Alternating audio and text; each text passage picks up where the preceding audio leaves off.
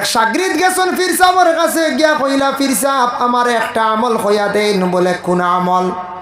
সুন্নতর উপর একটা আমল হইয়া দেন, আমি আমল কর্ম। বলে অবা দুধ খাওয়া সুন্নত।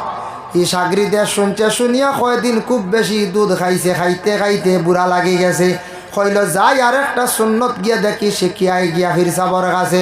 বলে সাহেব আর একটা সুন্নত কইয়া দক্কা। বলে মৌ খাওয়া সুন্নত। কয়দিন খুব মৌ খাইছি, তা সুজার আনি খাওয়া খাওয়া তো সুজা।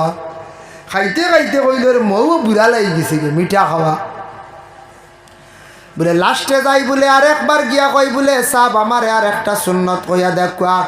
যেই সময় সাহেবে কইসন বলে তাহাজ্জুদ পড়া সুন্নত, তাহাজ্জুদ পড়িলাইও। বলে ইগু সম্ভব না। ও এখন ইনু আইলে না, বুঝবাইছি সুজা সুন্নত যেগু আমরা বড় খামড় মারি ধরি, আর যেগু কঠিন সুন্নত যেগু আসল ইগুত নাই।